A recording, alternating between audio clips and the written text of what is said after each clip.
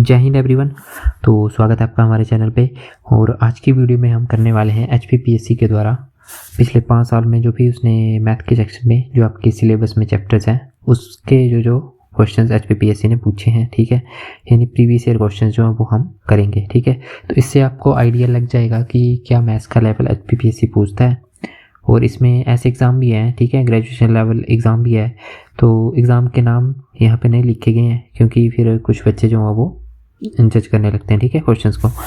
तो सभी जो हैं मतलब PYQ हैं जो भी HPPSC ने पूछे हैं, सभी क्वेश्चंस, एक भी क्वेश्चन नहीं है जो खुद बनाया गया है, ठीक है।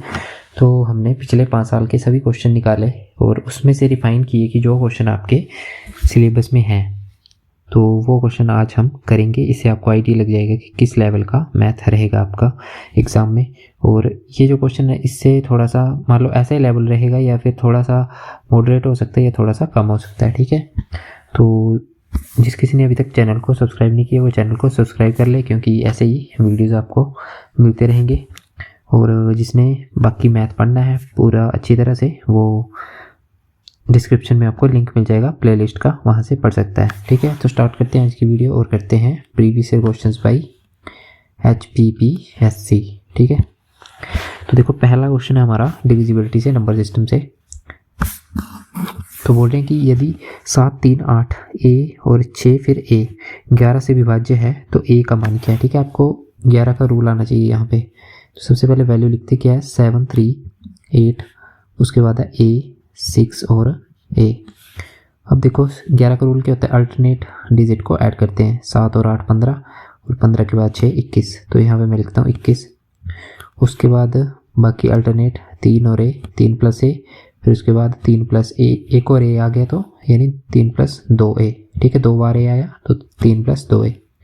अब इनको करते हैं हम इक्वल। अब देखो यहाँ से 2A कितना आ जाएगा, 3 उस साइड जाएगा, माइनस हो जाएगा 18 और A की वैल्यू आ जाएगी 2 से काटेंगे 9 बार में तो A की वैल्यू आ गई 9, ठीक है। तो पहला क्वेश्चन जो है उसका ऑप्शन सी हमारा राइट आंसर हो जाएगा। नेक्स्ट क्वेश्चन है निम्नलिखित समीकरण में से कौन सी संख्या दोनों प्रश्न चिन्हों के स्थान पर आएगी, ठीक है। तो हमें ये यहाँ पे 2 प्रश्न चिन्ह दिए गए हैं, इसको आप x भी मान सकते हो, ठीक है। मैं लिखता हूँ इसको कि ये दिया है हमारे पास x बटे में 256 और सामने दिया हमारे पास 576 बटे में x, ठीक है। अब इसको हम देखो क्रॉस मल्टीप्लाई कर दो तो ये बन जाएगा x उस साइड जाएगा तो ये बन जाएगा x स्क्वायर और ये किसके बराबर बन जाएगा 256 इंटू में 576। अब देखो यहाँ से x कितना आ जाएगा, x आ जाएगा, देखो स्क्वायर है ना, इसको स्क्वायर रूट बना दो 256 इंटू में 576। अब देखो x की वैल्यू क्या आएगी, मेरे को बताओ 56 किसका स्क्वायर होता है 16 का और 576 होता है 24 का। तो x की वैल्यू यहाँ से कितनी आ जाएगी, ये आ जाएगी 16 चौके 64 और 16 को 2 बार से 32 और 6 38, ठीक है। तो ऑप्शन नंबर हमारा कौन सा आ जाएगा, ऑप्शन नंबर ए हमारा राइट आंसर 384। नेक्स्ट है टाइम स्पीड डिस्टेंस से। 3 किलोमीटर प्रति घंटे की गति से चलने पर पिंटू अपने स्कूल 5 मिनट देरी से पहुंचता है। यदि वह 4 किलोमीटर प्रति घंटे की गति से चले तो वह 5 मिनट पहले पहुंच जाता है। पिंटू के घर से स्कूल की दूरी क्या होगी। तो देखो ये मैंने आपको क्वेश्चन बताया पहले, डायरेक्ट फॉर्मूला वे से ये d इक्वल टू किस पे XY बटे में x माइनस वाई इंटू में डिफरेंस ऑफ टाइम t, ठीक है। तो XY यानी दोनों स्पीड्स कितनी हमारी 3 और 4, x माइनस वाई इनके बीच का गैप 4 माइनस 3 1। और देखो जब भी लेट और लेट होता है हमारा तो माइनस करते हैं, अर्ली और अर्ली होता है तो डिफरेंस लेते हैं इनका 5 और 5 जैसे होगा। और अगर दोनों डिफरेंट है देरी और पहले यानी जल्दी, दोनों डिफरेंट है अर्ली और लेट का केस है तो इनको प्लस करते हैं, ठीक है। तो 10 मिनट यहाँ पे आ गया, 5 5 10 और मिनट में आवर में चेंज करेंगे तो डिवाइड बाई 60, 0 से 0 गया, 3 2 4 गया, सॉरी 3 2 6 गया और 2 2 4 गया।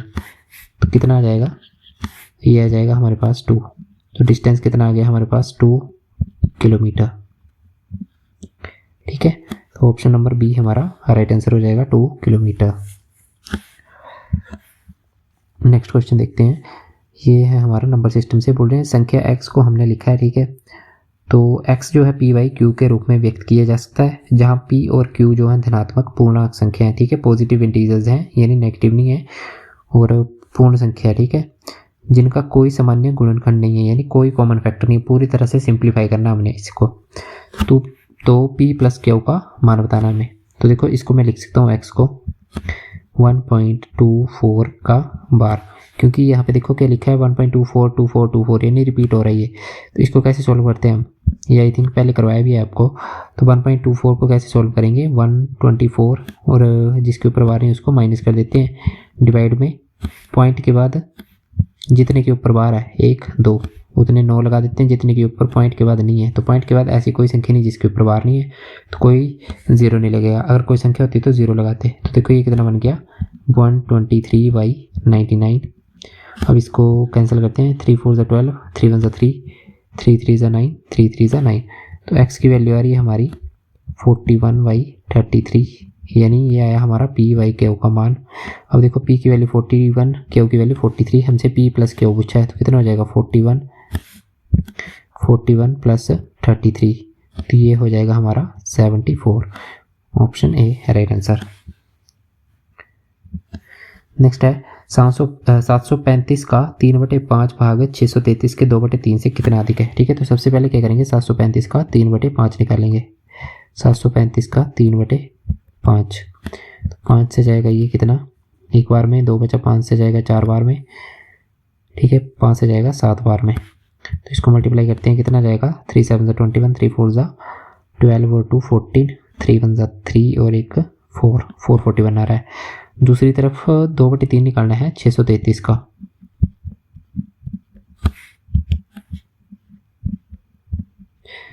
थ्री 2 6, 3 1 3, 3 1 3, तो 2 से मल्टीप्लाई करेंगे तो ये आ जाएगा 422। अब बोला कि कितना अधिक है, तो देखो ये कितना अधिक है, इससे माइनस करेंगे तो देखो कितना गैप आ रहा है, 19 का गैप आ रहा है, यानी कितना ज़्यादा है, 19 ज़्यादा है। दोनों को माइनस करेंगे तो उतना हमें मिल जाएगा कि कितना ज़्यादा है, तो 19 का गैप आ रहा है, यानी 19 ज़्यादा है।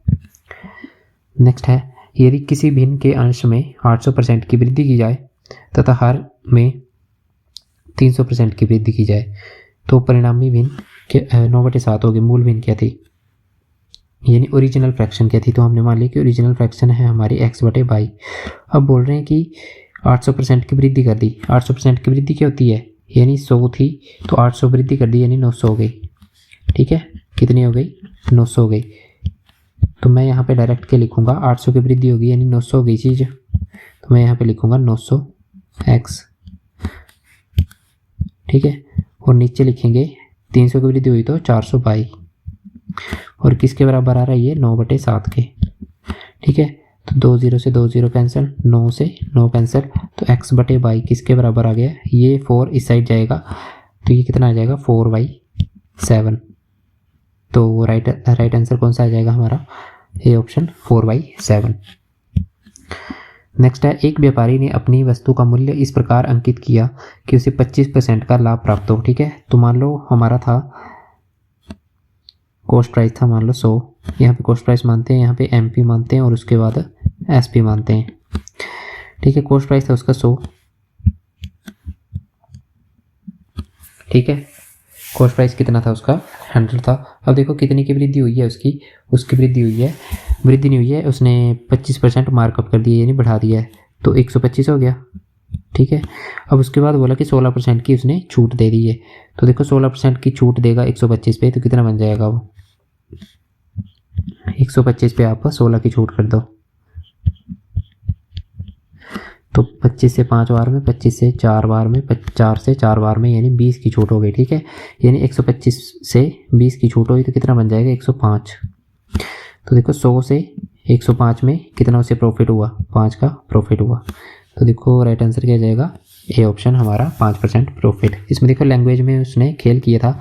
एक व्यापारी ने अपनी वस्तु का मूल्य इस प्रकार अंकित किया कि उसे 25% का लाभ हो, यानी उसने इस तरह से अंकित किया था कि उससे जो कुल लाभ होगा ना वो 25 होगा, लेकिन उसके बाद उसने मान बनाया कि मैं इस पर 16% का डिस्काउंट दे देता हूँ।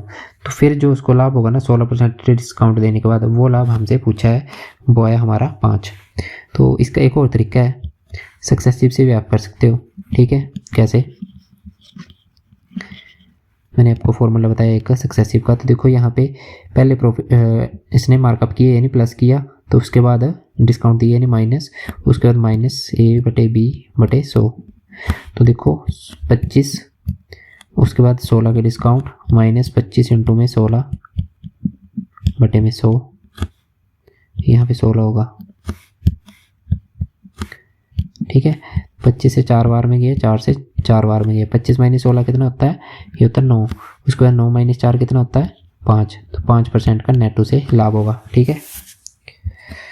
नेक्स्ट चलते हैं, वह सबसे छोटी वर्ग संख्या कौन सी है जो 10, 12, 15 और 18 से पूर्णतः विभाजित है।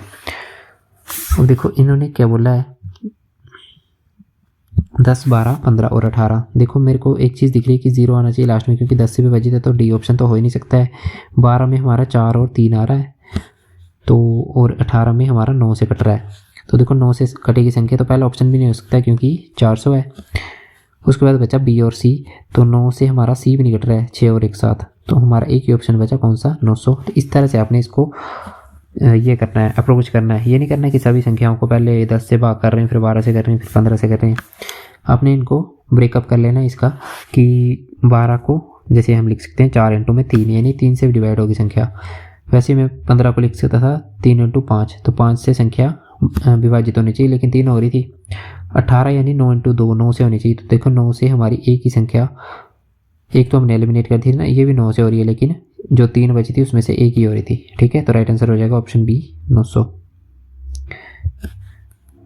नेक्स्ट क्वेश्चन पे चलते हैं, ठीक है। तो बोल रहे हैं कि 54 किलोमीटर प्रति घंटे की गति से चलने वाली एक रेलगाड़ी को एक प्लेटफॉर्म पार करने में 20 सेकंड लगते हैं। इसके बाद जिस दिशा में रेलगाड़ी जा रही है उसी दिशा में 6 किलोमीटर प्रति घंटे की गति से चलने वाले एक व्यक्ति को पार करने में उसे 12 सेकंड लगते हैं। तो रेलगाड़ी की लंबाई और प्लेटफॉर्म की लंबाई क्या है। अब देखो अगर बेसिक से वैसे आप करने जाओ तो दोनों चीज़ें आपको, दोनों इक्वेशंस बनानी पड़ेंगी, लेकिन अगर आप थोड़ा सा स्मार्ट अप्रोच लगाते हो तो देखो 4 ऑप्शंस में सबसे पहले इन्होंने तो बोला रेलगाड़ी की लंबाई, उसके बाद प्लेटफॉर्म की। तो रेलगाड़ी की लंबाई तो हमें मिल ही गई, सभी में क्या सेम है, 160। तो हम क्या करेंगे, हम यहाँ पे सिर्फ प्लेटफॉर्म की लंबाई निकालेंगे और प्लेटफॉर्म वाली इक्वेशन देखेंगे। केवल 54 किलोमीटर प्रति घंटे की गति से एक रेलगाड़ी एक प्लेटफॉर्म को 20 सेकंड में पार करती है। हमें पता है डिस्टेंस क्या होता है, स्पीड इंटू में टाइम। हमारे पास डिस्टेंस क्या होगा यहाँ पे, प्लेटफॉर्म की लंबाई प्लस ट्रेन की लंबाई। तो प्लेटफॉर्म की हमने निकालनी है और ट्रेन की कितनी है हमारी, 160। तो देखो यहाँ से स्पीड इंटू टाइम, स्पीड कितनी है हमारी 54, टाइम कितना हमारा 20 सेकेंड। अब देखो मीटर पर सेकंड में सब कुछ, मीटर और सेकंड में, तो ये 54 हमारा किलोमीटर पर आवर में, इसको मैं 5/18 से मल्टीप्लाई कर दूंगा ताकि ये चेंज हो जाए मीटर पर सेकंड में। तो 18 से 3 बार में कितना गया 54, 18 3 से 54, तो 20 5 100 और 100 को 3 से किए 300। तो देखो यहाँ पे कितनी थी हमारी P प्लस 160, यहाँ पे कितनी आई हमारी 300। तो मैं 160 में क्या जोड़ूँ कि मेरे को 300 मिल जाए, तो 160 में प्लेटफॉर्म की लंबाई 140 जोड़ूंगा तो 300 हमें मिल जाएगा। तो ये हमारा डी ऑप्शन राइट आंसर हो जाता, ठीक है। नेक्स्ट है, एक आदमी धारा के प्रतिकूल 40 किलोमीटर और धारा के अनुकूल 55 किलोमीटर की 13 घंटे में नाव चला सकता है, ठीक है। साथ ही वह धारा के प्रतिकूल 30 किलोमीटर और धारा के अनुकूल 44 किलोमीटर 10 घंटे में नाव चला सकता है। कुल टाइम दिया है इन्होंने, ठीक है, कि 30 किलोमीटर और 44 किलोमीटर आने जाने में उसे 10 घंटे लगते हैं। तो 7 जल में आदमी की गति और धारा की गति क्या है। ऐसे क्वेश्चंस आप करोगे ऑप्शन से। देखो कैसे, यहाँ पे लिखा है धारा के प्रतिकूल यानी अपस्ट्रीम, यहाँ पे लिखा है धारा के अनुकूल यानी डाउनस्ट्रीम, ठीक है। तो यहाँ पे 40 है, यहाँ पे 55 है, टोटल टाइम कितना है 13 घंटे। कुछ टाइम यहाँ पे लगा होगा, कुछ यहाँ पे लगा होगा। ऑप्शंस उठाते हैं, देखो ये आ गई हमारी बोट की स्पीड, ये आ गई हमारी स्ट्रीम की स्पीड, तो 8 और 3 यानी 11, ठीक है। डाउन स्ट्रीम स्पीड क्या हो जाती है, ऐड हो जाती है बोट और इसकी स्ट्रीम की, धारा और नाव की गति ऐड हो जाती है। तो 8 और 3 11, यानी जब अनुकूल जाएंगे ना तो 11 हो जाएगी, यानी यहाँ पे 11 स्पीड है। माइनस करेंगे तो अब स्ट्रीम स्पीड आ जाएगी यानी धारा के प्रतिकूल, तो 8 में से 3 गए 5। अब देखो ये आ गया हमारा डिस्टेंस, ये आ गया हमारा टाइम, सॉरी स्पीड। तो अब डिवाइड करते हैं, हमें टाइम मिल जाएगा। 5 से 8 बार में गया 8 घंटे, 11 से 5 बार में गया 5 घंटे। टोटल देखना हमने कितने लग रहे हैं, उसको 13 घंटे लग रहे हैं। तो देखो यहाँ पे भी कितना है 13 घंटे है। तो राइट आंसर कौन सा हो जाएगा, ऑप्शन ए ही बाकी आप कोई भी इसको देख लो, ऑप्शन को देख लो, आपको सेटिस्फाई नहीं होगा, 13 घंटे नहीं होंगे टोटल। कैसे, मैं आपको एक और ऑप्शन से चेक करवा के बता देता हूँ, बाकी 4 ऑप्शन आप खुद चेक कर लेना, ठीक है। यहाँ पे हमारा 13 घंटे है कुल समय। अब देखो मैं फिर से लिखता हूँ, यहाँ पे 40 किया था, यहाँ पे 55 किया था। अब देखो मैं ऑप्शन बी को लेता हूँ, ये बोल रहे हैं कि 8 और 4 है, तो डाउनस्ट्रीम स्पीड कितनी हो जाएगी 12, और अपस्ट्रीम स्पीड कितनी हो जाएगी स्पीड, ठीक है। तो ये हो जाएगी हमारी कितनी, 8 से 4 गए 4, तो मैं अपस्ट्रीम में 4 से डिवाइड करता हूँ और डाउनस्ट्रीम में 12 से डिवाइड करता हूँ। तो 4 से जाएगा 10 बार में, और 12 से देखो कितना जा रही है, 12 पॉइंट में आएगी वैल्यू, 4 पॉइंट समथिंग आएगी, 7 5 ऐसी 4.5 मान लो। तो देखो 10 और 4.5 को जोड़ोगे तो 14.5 आएगा, लेकिन हमें कितना टाइम लगा 13, तो वो एक ही ऑप्शन से वेरीफाई हो रहा है, ठीक है। तो ऑप्शन ए हमारा राइट आंसर हो जाएगा। नेक्स्ट क्वेश्चन है, एक नहर का अनुप्रस्थ काट समलंब चतुर्भुज के आकार का है, ट्रेपीजियम, ठीक है। ट्रेपीजियम का मैंने आपको बताया कि एक ही फॉर्मूला है और उसी पे आपका क्वेश्चंस पूछे जाते हैं, वो है एरिया का फॉर्मूला। कुछ नहीं करना है, आपने सबसे पहले फॉर्मूला लिख लेना, फिर देखते हैं क्या पूछते हैं वो। तो फॉर्मूला होता है हमारा हाफ इनटू में सम ऑफ पैरेलल साइड्स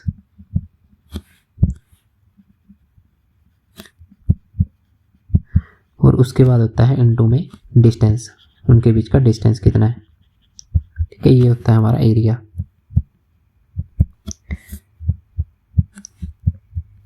ठीक है। ये क्या होता है हमारा एरिया होता है। अब देखो यहाँ पे क्या किया है, नहर ऊपर से 12 मीटर चौड़ी है। कैसे होगा इसका डायग्राम बना के बताता हूँ मैं आपको। देखो ये बोल रहे हैं कि इस तरह की आपकी एक नहर है, ठीक है। अब बोल रहे हैं कि ऊपर से ये 12 मीटर, ठीक है, इसकी विड्थ है, और नीचे से ये 8 मीटर, यानी यहाँ से 8 मीटर है। तो ये गलत बना दिए, यहाँ से ज़्यादा होगी ना, ठीक है, यहाँ से 8 मीटर है, इस तरह की होगी, उल्टी होगी मतलब। अब देखो यदि अनुप्रस्थ इसका हमारा क्षेत्रफल दिया है, तो नहर का यहाँ पे क्षेत्रफल दिया है हमारा, ये पूरा कितना दिया है, ये पूरा दिया है हमें 840, और हमसे पूछ ले कि इसके बीच का, यहाँ पे देखो क्या पूछा होगा, नहर की गहराई यानी डेप्थ पूछी है, ठीक है। डेप्थ पूछिए यहाँ पे कितनी यहाँ पे गहरी होगी ये, तो कैसे निकालेंगे, हाइट से निकालेंगे इसको भी। तो मतलब इसके बीच का डिस्टेंस पूछा हमारा ऊपर से नीचे, यानी यहाँ से लेके यहाँ तक का डिस्टेंस कितना गहरा है ये। तो देखो कितना गहरा होगा, एरिया दिया हमें 840 यानी हाफ इंटू में सम ऑफ पैरेलल साइड कितनी दी है 12 और 8, दोनों को जोड़ देंगे, दोनों को जोड़ देंगे तो कितना आएगा 12 + 8 इक्वल टू एरिया कितना दिया है, यहाँ पे डिस्टेंस भी आएगा ना, डिस्टेंस इक्वल टू एरिया दिया हमें 840। अब देखो यहाँ से 1/2 इंटू में 12 और 8 हो गए 20 इंटू में डी इंटू में 840, तो 2 से जाएगा 10 बार में, और ये 0 इसको काट देगी, तो डी कितना आ जाएगा हमारा डायरेक्ट 84 मीटर, ठीक है। तो डायरेक्ट फॉर्मूला बेस्ड क्वेश्चन आपका यहाँ पे पूछा गया है, और इसी तरह से आपका पूछा जाता है। तो एक ही फॉर्मूला ट्रेपीजियम में, और उस पर ही आपका क्वेश्चन बनेगा। नेक्स्ट है हमारा फिर से 3D ज्योमेट्री, इससे मेंसुरेशन से बोल रहे हैं, एक शंकु के आधार की त्रिज्या और ऊंचाई क्रमशः 3 सेंटीमीटर और 5 सेंटीमीटर है, जहां एक बेलन के आधार की त्रिज्या और ऊंचाई क्रमशः 2 सेंटीमीटर और 4 सेंटीमीटर है। शंकु के आयतन का बेलन के आयतन से अनुपात। तो मैं यहाँ पे सबसे पहले लिखूंगा ऊपर कोण, ये लिखूंगा कोण यानी शंकु, नीचे लिखूंगा सिलेंडर और इनकी वॉल्यूम लिख लूँगा, ठीक है। कोण की वॉल्यूम क्या होती है 1/3 पाई आर स्क्वायर एच, इसकी क्या होती है पाई आर स्क्वायर एच। पाई से पाई कैंसिल हो जाएगा, हमारे पास क्या बचा, ये 3 नीचे आ जाएगा 1/3। अब देखो रेडियस भर देंगे, कोण का रेडियस कितना दिया है 3, यानी 3 इंटू में 3, हाइट कितनी दी है 5, वैसे ही उसका रेडियस दिया 2 इंटू में 2, और हाइट दी है 4। देखो रेडियस का स्क्वायर हुआ ना, तो 2 बार मल्टीप्लाई किया, ऊपर भी स्क्वायर तो 2 बार मल्टीप्लाई किया, 3 से 3 गया, क्या बचा हमारे पास, ऊपर बचा 15, नीचे बचा 2 × 4 4 × 16। तो राइट आंसर क्या जाएगा 15/16, ऑप्शन सी हमारा राइट आंसर, ठीक है। तो ये भी देखो डायरेक्ट फॉर्मूला बेस हमारा क्वेश्चन आ गया। नेक्स्ट है 3 आदमी एक साथ 11 किलोमीटर लंबे वृत्ताकार ट्रैक पर समान दिशा में यात्रा करना शुरू करते हैं। उनकी गति क्रमशः दी हुई है, ठीक है हमें। तो वे आरंभिक बिंदु पर कब मिलेंगे, स्टार्टिंग पॉइंट पर। मैंने आपको बताया स्टार्टिंग पॉइंट का क्या फंडा होता है हमारा, ठीक है। ये हमारा मान लो वृत्ताकार मैदान है और यहाँ पे हमारा कोई स्टार्टिंग पॉइंट है। तो स्पीड्स बता दी है इनकी, ठीक है, स्पीड बता दी है, डिस्टेंस बता दी है कि ये पूरा 11 किलोमीटर का ट्रैक है। तो स्टार्टिंग पॉइंट पे कब मिलते हैं, ये स्टार्टिंग पॉइंट पे मिलते हैं, जैसे ऐसे जाएंगे ना तो स्टार्टिंग पॉइंट पे सभी एक साथ मिलने चाहिए। तो कब मिलते हैं, इनका जो एलसीएम आता है ना हमारा टाइम का, तब मिलते हैं ये। तो हमें टाइम निकालना पड़ेगा। डिस्टेंस देखो कितना दिया हमें 11 और स्पीड्स दे दिए 4, 11/2 और 8।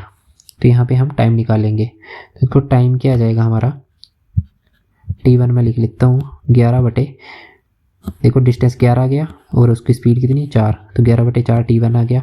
वैसे T2 कितना आ जाएगा 11/11 डिस्टेंस, स्पीड कितनी 11/2, तो इसको ऊपर 2 लिख लेते हैं, ठीक है।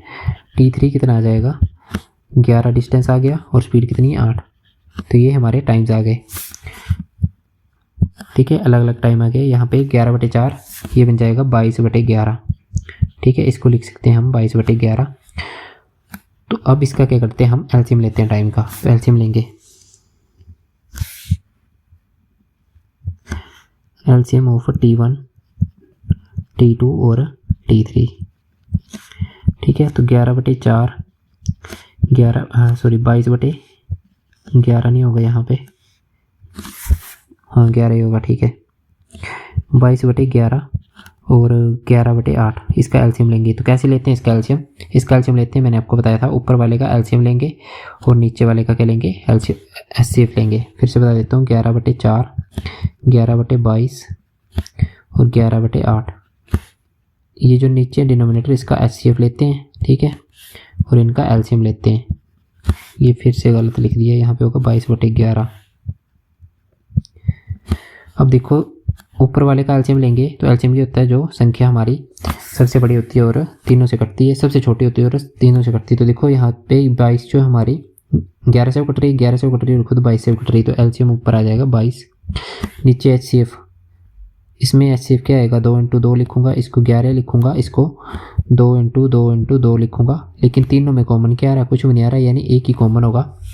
तो यहाँ पे एचसीएफ क्या आएगा हमारा 1। तो ये हमारा राइट आंसर हो जाएगा 22 घंटे, ठीक है। तो ऑप्शन ए हमारा राइट आंसर 22 घंटे इस तरह से आएगा। तो मैंने ये आपको इसमें बताया था टाइम स्पीड डिस्टेंस की अंतिम वीडियो में, सर्कुलर रेस ही की हमने, तो वहाँ से आप चेक कर सकते हैं कि क्या इसके कंसेप्ट होते हैं।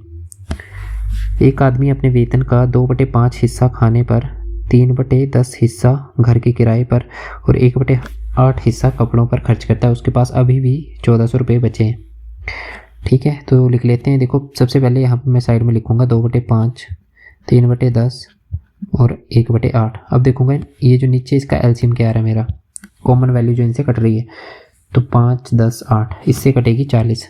तो मैं मान लेता हूँ 40 इसकी टोटल इनकम है, ठीक है। सबसे पहला काम आपका यही होगा। तो 40 उसकी इनकम आ गई, वेतन आ गया। अब बोल रहे हैं इसका 2/5 हिस्सा खाने पे, तो 2/5 कितना हो जाएगा इसका, 5 × 8 = 40, 16 इसका खाने पे आ गया, फूड पे। उसके बाद 3/10 हिस्सा किराए पे, तो 10 से 4 बार में 12 इसका आ गया रेंट पे। उसके बाद 1/8 यानी 5 आ गया इसका किस पे, कपड़ों पे, क्लोथ्स पे। और बाकी उसके पास बच गया, ठीक है, कितना बचा 16 और 12 28, 28 5 33। उसके पास बच गया 7 रिमेनिंग, ठीक है। अब देखो रिमेनिंग की वैल्यू दी है हमें, उसके पास अभी भी 1400 रुपये बच रहा है, यानी 7 की वैल्यू कितनी दी है 1400, 1 की वैल्यू आ गई हमारी 200, ठीक है। 1 की वैल्यू कितनी आ गई 200। अब बोला कि उसका वेतन क्या माना था हमने 40, तो 40 को 200 से गुणा कर देंगे, कितना आ गया उसका वेतन 8000, ठीक है। ऑप्शन बी हमारा राइट आंसर 8000। नेक्स्ट क्वेश्चन है, एक पुस्तक के अंकित मूल्य पर 16% की छूट मिलने पर एक व्यक्ति 80 रुपये की कीमत वाला एक पेन खरीद पाता है। पुस्तक के लिए उसने कितनी राशि चुकाई है। देखो क्वेश्चन अच्छे से समझना है। उन्होंने क्या बोला है, मान लो मेरे पास 100 रुपये हैं, मैं 100 रुपये पे एक नोटबुक लेने गया था, ठीक है। अब वो बोल रहे हैं कि हमें उस नोटबुक पे 16% का डिस्काउंट मिल गया, यानी मान लो डिस्काउंट मिल गया तो मैंने 84 में उस नोटबुक को ख़रीद लिया और डिस्काउंट कितना मिला हमें 16 का। अब देखो मैं तो पुस्तक खरीदने गया था लेकिन मेरे को 16 का डिस्काउंट मिल गया तो मैंने 16 में क्या चीज़ बाई कर ली, मैंने एक पेन था वहाँ पे वो 16 में ले लिया, ख़रीद लिया। तो इन्होंने पूछा पुस्तक कितने में ली उसने। देखो यहाँ पे एक चीज़ आपको दी होगी कि छूट मिलने पर व्यक्ति ने 80 रुपये में एक पेन खरीदा और यहाँ पे हमने कितने में ख़रीदा है 16 में ख़रीदा, यानी 16 की वैल्यू कितनी दी है हमें 80 दी है, इंटू 5 कर रहे हैं हम। तो हमसे पूछा पुस्तक के लिए उसने कितने दिए, वो पहले इतने देने वाला था लेकिन डिस्काउंट मिल गया तो कितने देगा 84 देगा। तो इंटू 5 कर रहे हैं, एक वैल्यू 5 है तो 84 इंटू में 5 करेंगे, 8 5 40, 4 5 20, यानी 420 हमारा राइट आंसर ऑप्शन सी, ठीक है। 420 रुपये उसको बुक के लिए देने पड़ेंगे। नेक्स्ट है एक रेलगाड़ी को 46 किलोमीटर दूर स्थित 2 स्टेशनों के बीच की दूरी 1 घंटे में तय करनी है, ठीक है। तो डिस्टेंस मैं लिखूंगा यहाँ पे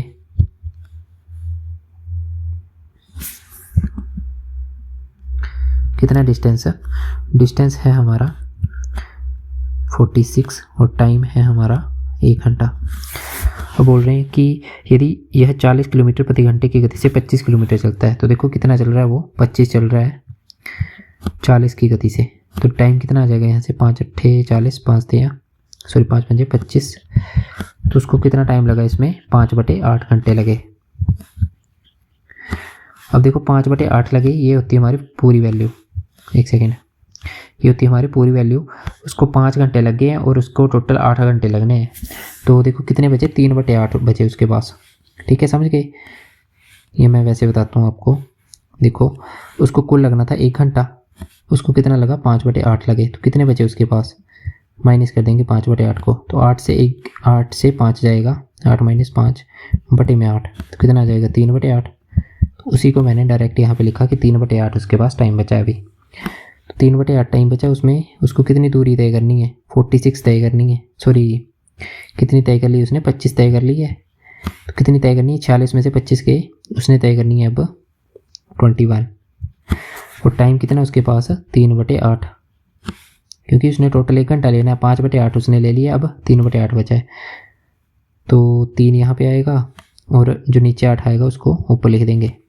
3 से 7 बार में गया तो 7 8 56 उसकी गति होनी चाहिए, ठीक है। यही पूछा था हमसे कि उसकी गति क्या होनी चाहिए कि वो प्रॉपर टाइम पे पहुंच जाए, 56 किलोमीटर प्रति घंटा उसकी गति होनी चाहिए। नेक्स्ट क्वेश्चन है कमल धारा के अनुकूल एक निश्चित दूरी 12 घंटे में नाव चला सकता है और उसी धारा को 18 घंटे में वापस आ सकता है, ठीक है। उसी दूरी को 18 घंटे में वापस आ सकता है, ठीक है। यदि धारा 6 किलोमीटर प्रति घंटे की दर से बह रही है तो शांत जल में कमल की गति क्या है। अब देखो क्या बोल रहे हैं, यहाँ पे एक चीज़ आपको पता होनी चाहिए, ये मान लो डाउन स्ट्रीम है और ये अप स्ट्रीम है, मान लो यहाँ पे वो 100 किलोमीटर गया और 100 ही वापस आया, तो देखो एक चीज़ यहाँ पे आपको साफ साफ दिख रही है, हमने आपको टाइम स्पीड डिस्टेंस में बताया कि क्या चीज़ कांस्टेंट है, यहाँ पे डिस्टेंस कांस्टेंट है, ठीक है। क्या है डिस्टेंस कांस्टेंट है, तो बस आपने क्या करना है time ratio equal to reverse speed ratio. Time ratio कितना दिया हमें लिख लेंगे, यहाँ पे लिखूंगा डाउन स्ट्रीम, यहाँ पे लिखूंगा अप स्ट्रीम, ठीक है। यहाँ पे आगे अप स्ट्रीम, यहाँ पे लिखेंगे स्पीड, टाइम दिया ना हमें तो यहाँ पे लिखेंगे टाइम, यहाँ पे लिखेंगे स्पीड। टाइम कितना दिया है बोल रहे हैं कि अनुकूल, यानी डाउन स्ट्रीम में लग रहे हैं 12 घंटे और अप स्ट्रीम में लग रहे हैं 18 घंटे, तो स्पीड का रेशो उल्टा हो जाएगा, यानी 18 और 12, क्योंकि डिस्टेंस क्या कांस्टेंट है, तो 6 × 18 6 × 12, तो 3:2 उसका स्पीड का रेशो आ गया डाउन स्ट्रीम और अप स्ट्रीम का, ठीक है। डाउन स्ट्रीम और अप स्ट्रीम का कितना रेशो आ गया 3:2। लेकिन हमें चाहिए बोट की स्पीड और स्ट्रीम की स्पीड, कुछ नहीं करेंगे, बोट की और स्ट्रीम की स्पीड चाहिए हमें। देखो बोट की चाहिए तो क्या करेंगे, इसको ऐड करेंगे, बटा 2 करते हैं, लेकिन रेशो में क्या होगा दोनों कट जाएंगे नीचे वाले, इसमें भी क्या आएगा 5/2, माइनस करेंगे तो इसमें आएगा 1/2, तो हम क्या करेंगे इसमें बटा 2 नहीं लेते हैं, ठीक है, रेशो में। तो देखो जब भी बोट की निकालनी तो प्लस करेंगे डाउन स्ट्रीम और अप स्ट्रीम को, यानी 5 आ जाएगा और जब स्ट्रीम की निकालनी, धारा की निकालनी, तो माइनस करेंगे 3 - 2 1 आ जाएगा। तो ये आ गई हमारी धारा की, ये आ गई बोट की। लेकिन धारा की कितनी दी है क्वेश्चन में? धारा के लिए हमें 6 किलोमीटर प्रति घंटा, यानी 1 की वैल्यू दी है हमें 6। 1 की 6 तो 5 की कितनी हो जाएगी हमारी वैल्यू? 5 की वैल्यू हो जाएगी हमारी, 5 की वैल्यू हो जाएगी कितनी? 30। क्योंकि 1 की वैल्यू 6 दी है तो 5 को 6 से गुना करेंगे तो कितने आ जाएगी? 30 किलोमीटर प्रति घंटा, ऑप्शन ए। इस तरह से आपको ये क्वेश्चंस अप्रोच करने हैं। नेक्स्ट है, किसी वस्तु को 1666 रुपये में बेचने पर अर्जित लाभ वस्तु को 1252 रुपये में बेचने पर हुई हानि के समान है। तो वस्तु का क्रय मूल्य, देखो जब भी बोला हो कि जितना हानि हुआ कुछ मूल्य पे बेचने पे और कुछ जो हमें लाभ हुआ वो बराबर है कुछ मूल्य पे बेचने पे, हम क्या करेंगे? डायरेक्ट इनको प्लस करते हैं। 1666 प्लस 1252, 6 2 8, 6 5 11, 6 2 8 1 9 और ये आ गया 2, और इसको डिवाइड कर देते हैं 2 से। 1 4 5 9, ठीक है, राइट आंसर आ गया 1459। ये एक हमारा मेथड है। दूसरा मेथड क्या है हमारा? ठीक है, ये हमने आपको प्रॉफिट लॉस में बताया है। दूसरा मेथड है हमारा इस तरह से, यहाँ पे मान लो बीच में हमारा कहीं सीपी है, क्रय मूल्य है। यहाँ पे मैंने बेचा 1252 में और यहाँ पे बेचा 1666 में। अब बोल रहे हैं कि जितना लाभ यहाँ पे हुआ, मान लो 1 का लाभ हुआ, उतना ही हानि उसको यहाँ पे बेचने पे हुआ, कम मूल्य पे बेचने पे। तो देखो यहाँ से यहाँ तक की दूरी कितनी है? यहाँ से यहाँ तक की दूरी 48 और 366। 48 और 366 कितने होते हैं हमारे? 314, ठीक है, 414 सॉरी। और रेशो में कितनी दूरी है? 1 और 1, यानी 2 की दूरी है। यानी 2 की वैल्यू कितनी दी है हमें? 414 दी है। तो यहाँ से 1 की वैल्यू कितनी आ जाएगी? इसको काटो, 2 2 4, 0 और 2 7, ठीक है। 1 की वैल्यू आ गई 207। तो 1 की वैल्यू 207 आ गई। अब देखो मैं इसमें 207 ऐड कर दूं क्योंकि हानि हुई है ना। जब भी सेलिंग प्राइस में क्या करते हैं? हानि को जोड़ते हैं तो क्रय मूल्य मिलता है। तो 1 की हानि हुई है 207 को मैं इसमें जोड़ दूंगा तो क्या मिल जाएगा मेरे को? विक्रय मूल्य, सॉरी क्रय मूल्य, हाँ विक्रय मूल्य में हानि जोड़ दूंगा तो क्रय मूल्य। तो 207, 7 और 2 9, 5 4 और 1, 1459। तो 2 मेथड से आप इसको कर सकते हैं। दोनों में कोई डिफरेंस नहीं है, बस मतलब आपकी अंडरस्टैंडिंग पे क्वेश्चन समझाना चाहिए कि क्या दिया है। नेक्स्ट क्वेश्चन है, एक यात्री रेलगाड़ी 40 किलोमीटर प्रति घंटे की गति से चलाना शुरू करता है जिससे उसकी गति प्रत्येक घंटे 10 किलोमीटर प्रति घंटे बढ़ जाती है। कितने घंटे में वह 185 किलोमीटर की दूरी तय करेगा? देखो दूरी कितनी हमारी? दूरी है 185। अब देखो पहले घंटे मैं लिखता हूँ यहाँ पे, फर्स्ट, सेकंड, थर्ड, फोर्थ, ठीक है। देखते हैं कहाँ तक जाता है। मैंने लिखा टाइम। फर्स्ट आवर में उसकी कितनी गति है? स्पीड 40 की। अब बोल रहे हैं हर घंटे बढ़ रही है। दूसरे में कितनी हो जाएगी? 50 की। तीसरे में कितनी हो जाएगी? 60 की। चौथे में कितनी हो जाएगी? 70 की। देखते हैं डिस्टेंस कितना कवर किया। पहले घंटे में 40 किया, दूसरे में कितने की है? 50, तीसरे में कितने की है? 60। 40 50 90 90 60, 150 यहाँ पे कवर हो गया। करना कितना उसने? 185। तो 185 से 150 माइनस करो, कितना बचा? 35। यानी उसने 35 कवर करना है 70 की स्पीड पे। तो 70 से डिवाइड कर देंगे, ये आएगा 1/2, यानी आधा घंटा उसे और लगेगा। तो देखो कितने घंटे लगे? First hour, second hour, third hour, 3 hour लग गए। और चौथे में उसे आधा घंटा ही चलना था और पहुंच जाता। तो यानी 3 + 1/2, इतना टाइम लगा उसे। तो यानी बोल सकते हैं 7/2 घंटे लगे उसको, ठीक है। ऑप्शन सी हमारा राइट आंसर। नेक्स्ट है, निम्नलिखित में से किस त्रिभुज में केंद्रक तथा लंब केंद्र सह आपतित है? इसका मतलब क्या है कि एक ही ये बोल सकते हैं एक ही बिंदु पे है, ठीक है। तो ये मैंने आपको बताया है ट्रायंगल की वीडियो में। इक्विलेटरल ट्रायंगल समबाहु त्रिभुज ऐसा होता है जिसमें ट्रायंगल, सेंट्रोइड, ऑर्थो सेंटर सभी एक जगह होते हैं। देखो ये क्वेश्चन जो है एचपीबीएससी ने 2 नहीं 3 बार पूछा है, ठीक है। 3 साल में 3 बार पूछा है ये क्वेश्चन। 3 साल के, ये बोल सकते हैं कि 2 साल के पीरियड में ही इन्होंने 3 बार ये क्वेश्चन पूछ लिया है, ठीक है। मतलब 2023 में एग्ज़ाम था एक और 24 में 2 एग्ज़ाम थे, तो 3 एग्ज़ाम में ये क्वेश्चन पूछा गया। तो देख लो कितना इंपॉर्टेंट है, हो सकता है आपके एग्ज़ाम में फिर से पूछ ले। तो इसको आपने नोट कर लेना। और देखो कितना सिंपल, आप अगर आपने कॉन्सेप्ट पढ़ा हमसे तो आपको पता होगा कि इक्विलेटरल ट्रायंगल समबाहु त्रिभुज में ही दोनों एक जगह पे होते हैं। नेक्स्ट आ गया फिर से हमारा किसका, सर्कुलर रेस का क्वेश्चन। बोल रहे हैं यदि मूलचंद एक वृत्ताकार मैदान के चारों ओर 4 चक्कर प्रति घंटे की दर से घूमता है और रामचंद, ठीक है, रामचंद है, उसी वृत्ताकार मैदान के चारों ओर 6 चक्कर प्रति घंटे की दर से घूमता है। तो देखो मूलचंद की स्पीड कितनी आ गई, 6 राउंड्स पर आवर, और रामचंद की आ गई 4 राउंड्स पर आवर। इसका मतलब क्या है कि 6 राउंड लगा रहा वो 60 मिनट में। ये कितना लगा रहा है, ये लगा रहा है 4 राउंड लगा रहा है 60 मिनट में। तो एक राउंड कितने में लगाएगा, देखो सर्कल जो है ना इस तरह से होगा, और ये हमारा मान लो स्टार्टिंग पॉइंट है, ये हमारा स्टार्टिंग पॉइंट है। मैंने आपको बताया कि स्टार्टिंग पॉइंट पे कब मिलते हैं, जब इनके टाइम का एलसीएम लेते हैं हम, कि एक चक्कर को पूरा करने में कितना समय लगा रहे हैं वो। तो यहाँ से एक चक्कर का टाइम निकालेंगे हम, मूलचंद का कितना आ जाएगा एक चक्कर का, देखो 6 चक्कर लगा रहा 60 मिनट में, तो 6 से इसको काट दो, यानी एक चक्कर लगाएगा वो 10 मिनट में। एक चक्कर कितने में लगाएगा, 10 मिनट में। 4 चक्कर लगा रहा है वो 60 में, तो काट दो 15 मिनट में, तो रामचंद्र लगाएगा 15 मिनट में एक चक्कर। बस हो गया आपका क्वेश्चन। देखो हमें टाइम चाहिए होता है एक चक्कर का, कि एक मतलब पूरा डिस्टेंस कितने में कवर कर रहा है वो। तो 10 मिनट में मूलचंद कर रहा है और रामचंद्र कर रहा है 15 में। बस इसका एलसीएम लेते हैं हम, तो 10 और 15 का एलसीएम ऑप्शन से चेक करो, 30, ये राइट आंसर होगा। 45 भी देखो कट रहा है, लेकिन एलसीएम का मतलब क्या होता है, सबसे छोटी संख्या जो दोनों से कटे, तो 30 ही हमारा ऑप्शन में है जो दोनों से कट रहा है। तो राइट आंसर क्या हो जाएगा, 30 मिनट। और एक चीज़ आपको यहाँ पे विपरीत दिशा दी हुई थी, ठीक है, इसका यूज़ यहाँ पे बहुत कम होना नहीं था, मतलब सिर्फ एलसीएम लेना था आपने, तो उसकी वजह से आपका ये मतलब आपको बोल सकते हैं भ्रमित करने के लिए दिया गया है। ये भी एक अच्छा क्वेश्चन है। देखो क्या बोला गया है, बोल रहे हैं कि बराबर क्षमता वाले 3 कंटेनर, पहला कंटेनर आधा भरा है, दूसरा कंटेनर 1/3 भरा है और तीसरा कंटेनर खाली है। आपने यहाँ पे रुक जाना है।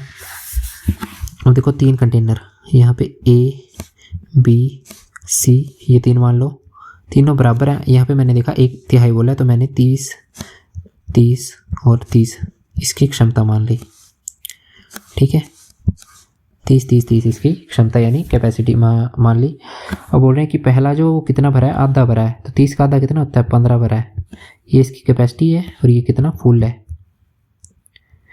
दूसरा कंटेनर 1/3 भरा है, तो 30 का 1/3 कितना होता है, 10, सॉरी दूसरा भरा है, और तीसरा जो है खाली है यानी 0।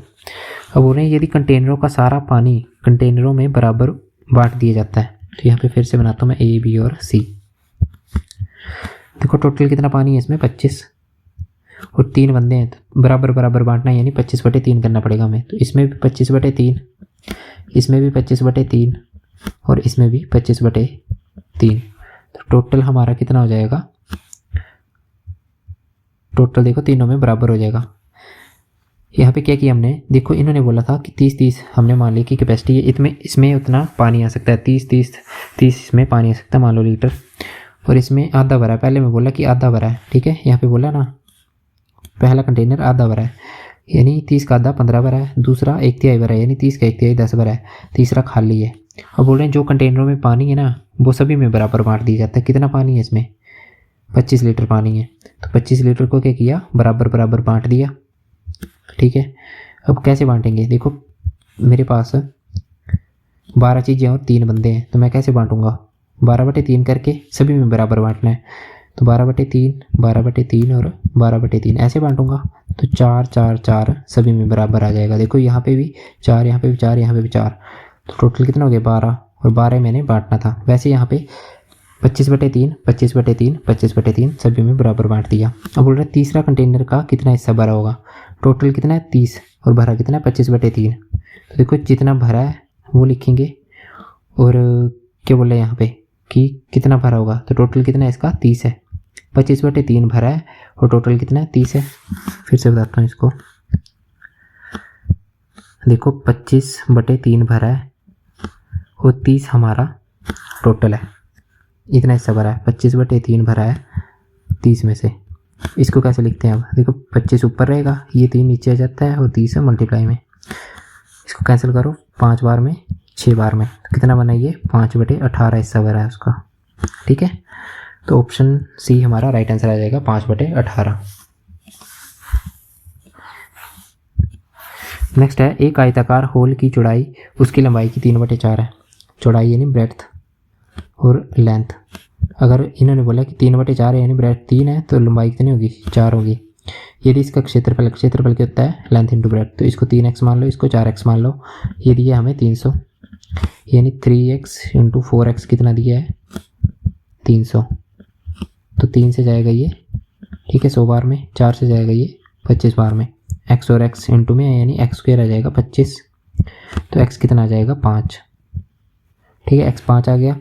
हमें क्या पूछा है कि इनके बीच की अंतर क्या लंबाई और चौड़ाई, तो 4x और 3x के बीच में अंतर कितना है 1x का। 4 में से 3 के 1x बचा और x की वैल्यू कितनी है 5, तो x की value 5, right answer option A आ गया। अगला क्वेश्चन है 10% और 20% की 2 क्रमिक छूट देने के बाद एक वस्तु का विक्रय मूल्य 216 है। बाजार मूल्य क्या है यानी मार्केट प्राइस क्या है उसका। ठीक है, 2 सक्सेसिव डिस्काउंट सीरीज मेथड लगाएंगे। माना x है हमारा मार्केट प्राइस, 10 का डिस्काउंट यानी 9/10 हो गई, 20 का डिस्काउंट यानी 4/5 हो गई, और यहाँ पे कितना 216 पे उसने बेच दिया। फिर 4 से जाएगा 5 और 1 बचा, 4 चौके 16, 9 से जाएगा 6 बार में। तो x की वैल्यू कितनी आएगी 10 इंटू 5 50, तो वहाँ पे आ गया 50 इंटू में 6, तो x की वैल्यू आ गई 300। ठीक है, 300 रुपये उसका मूल्य था। देखो यहाँ पे आपको पता होना चाहिए 10% का फ्रैक्शन वैल्यू कितना है 1/10। ये मैंने आपको डिस्काउंट में हमारे मॉक टेस्ट में काफ़ी क्वेश्चन करवाए हैं ऐसे। अब डिस्काउंट है तो 10 में से 1 माइनस करेंगे यानी 9 बचेगा। ठीक है, वैसे 20% का होता है 1/5, ये आपको पता होना चाहिए। यानी 5 में से 1 डिस्काउंट दे दिए, कितना बचा 4, तो 4/5 बचा, और टोटल वैल्यू कितनी हो गई हमारी 216। बाकी आप सिंपली वैसे भी कर सकते हो। ठीक है, फॉर्मूले से भी कर सकते हो। देखो कैसे, फॉर्मूले से बता देता हूँ, 3 मेथड बता देता हूँ। पहले मान लो 100 है हमारा मार्केट प्राइस, 10 का डिस्काउंट दिया तो कितना बन गया 90। अब 90 पे 20 का डिस्काउंट देंगे यानी 90 का 20% कितना होता है 18। 90 पे 20 का डिस्काउंट दिया यानी 72, तो फाइनली उसने 72 में बेचा। एक्चुअल में कितने में बेचा है 216 में, तो 72 की वैल्यू 216। तो देखो मेरे को सामने दिख रहा है 3 से जा रहा है ये, तो 1 की वैल्यू 3, मार्केट प्राइस कितना था 100, 100 की वैल्यू आ गई 100 इंटू 3 300। ठीक है, तो इस तरह से आप यहाँ पे मतलब इस मेथड से भी कर सकते थे और सक्सेसिव से भी कर सकते थे, लेकिन सक्सेसिव में आपको 100 से फिर माइनस करना पड़ता। 2 संख्याओं का योग कितना दिया है 12 दिया है, x प्लस वाई दिया है हमें 12, और उनका गुणनफल यानी मल्टीप्लाई दिया है 35। उनके व्युत्क्रमों का योग यानी 1/x प्लस 1/y हमें बताना है। ये होता है ना व्युत्क्रम, रेसिप्रोकल क्या होता है इनका मतलब उल्टा कर देते हैं हम। ठीक है, रिवर्स। अब देखो यहाँ पे इसको ब्रेक करो, क्या बनता है ये 7 और 5। ठीक है, 7 इंटू में 5 यानी एक संख्या हमारी 7 हो सकती है, दूसरी की हो सकती है 5। वैसे ही 7 और 5 को यहाँ पे रखो, 7 और 5 कितना बन रहा है 12, यानी यही हमारी संख्याएं हैं और वैसे कोई पॉसिबल ही नहीं है। 35 को देखो कि 7 इंटू 5 इसके फैक्टर्स हैं और 35 के अलावा। ठीक है, तो 7 और 5, x की वैल्यू 7 आ गई और y की वैल्यू 5, यानी 1/7 प्लस 1/5 निकालना है हमें। तो नीचे एलसीएम आ गया 35, ऊपर आ जाएगा 5 प्लस 7। ठीक है, तो ये कितना आ जाएगा 12/35, ऑप्शन डी। नेक्स्ट है एक 3 अंक की संख्या के अंतिम 2 अंकों के स्थान को परस्पर बदलने पर। देखो 3 अंक की संख्या कैसे लिखते हैं पहले मैं आपको ये बताता हूँ। ठीक है, ये हमारी 3 अंक की संख्या हो गई मान लो, लेकिन कैसे लिखते हैं देखो, ये होता है हमारा इकाई अंक, तो इसको वैसे लिखेंगे। उसके बाद ये क्या होता है हमारा दहाई अंक, इसको लिखते हैं 10b। उसके बाद ये होता है सैकड़े वाला यानी 100a, इस तरह से लिखते हैं हम। ठीक है, आई थिंक आपको समझ आ गया होगा। 100a plus 10b plus c, इस तरह से लिखते हैं। जैसे मैंने मान लो मैंने लिखा 441, तो मैं इसको लिखूँगा 1, इसको लिखूँगा 40 4 इंटू 10, और इसको लिखूँगा 4 इंटू 100 400। तो देखो 440 और ये कितना हो गया 441, तो वही मैंने यहाँ पे लिखा। अब बोल रहे हैं कि नई संख्या प्राप्त होती है अच्छा रुको एक सेकेंड, बोला कि अंतिम के 2 अंक के स्थान को परस्पर बदला गया। ठीक है, इनको बदल दिया है तो क्या बन जाएगा 100A plus 10C plus B, ये बन जाएगा। ठीक है, तो बोल रहे हैं कि इनको जब नई संख्या जो अधिक है 54 अधिक है, यानी ये वाली अधिक है, तो इससे हमें क्या करना पड़ेगा, इसको माइनस करना पड़ेगा। ठीक है, ये संख्या जो अधिक है तो इससे क्या करेंगे, माइनस करेंगे। तो कैसे करेंगे, देखो माइनस कर देते हैं इसको, तो ये देखो ये तो कैंसिल हो गया, यहाँ पे माइनस आएगा तो, और यहाँ पे माइनस आएगा। इसको मैं वैसे कराता हूँ आपको, रुको। यानी 100A plus 10C plus B और 100A plus 10B plus C। अब करते हैं माइनस, तो देखो ये भी माइनस करते तो साइन चेंज। ठीक है, तो यहाँ पे B से B गया, ये बोल सकते हैं 10C से 1C गया। ठीक है, 10C से 1C माइनस हुआ, कितना बचा 9C, और यहाँ पे 10B से 1B माइनस हुआ तो माइनस का 9B, ये बचा हमारे पास। और कितना अधिक है 54, यानी कितना है 54 है। तो 9C माइनस 9B कितना आ गया 54। यहाँ से देखो एक चीज़ कॉमन आ रही है, क्या आ रही है हमारी कॉमन, 9C माइनस B कितना आया 54। 9 कॉमन आ गया ना, तो अंदर बचा C माइनस B। 9 से 6 बार में तो C माइनस B कितना आ गया 6। अब देखते हैं आगे पूछा गया हमसे उस संख्या के अंतिम 2 अंकों के बीच का अंतर क्या है। तो देखो अंतिम के 2 अंक यानी क्या थे हमारे, मैंने A B और C माना था, C और B के बीच का अंतर कितना है, C और B के बीच का अंतर है 6। ऑप्शन C हमारा राइट आंसर, कि C और B के बीच का अंतर है हमारा ये 6। देखो जब भी ऐसे आए ना और इसको हम नेगेटिव मतलब माइनस करते हैं एक दूसरे से, ठीक है, जब भी संख्याओं को मतलब चेंज करते हैं, ठीक है, अंकों को चेंज करते हैं और माइनस करते हैं, तो हमारा जो आंसर होता है, ठीक है, जैसे मैंने बोला एक संख्या AB, मैंने इसको लिखा 10A प्लस B, दूसरी संख्या B प्लस A, इसको मैंने लिखा 10B प्लस A, और जब मैं इसको माइनस करता हूँ देखो कितना आएगा मेरे पास 9A माइनस 9B, तो यहाँ पे आएगा 9A माइनस B, यही आएगा। देखो जो भी हमारा आता है ना आंसर वो 9 का मल्टीपल होता है, यहाँ पे जो भी माइनस करके आएगा ना वो 9 का मल्टीपल होगा। तो आपने ये याद रखना है कि जो भी हमारा आंसर आता है 9 का मल्टीपल होता है। इसी वजह से क्या था यहाँ पे 54 था। अगर आप चाहते ना तो आपको डायरेक्ट ये पता होता कि 9C माइनस B कितना होगा हमारा 54 होगा।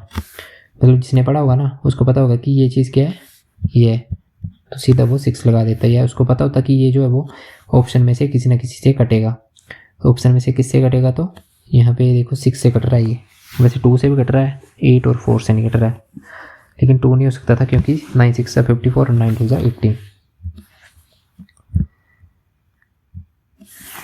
नेक्स्ट चलते हैं।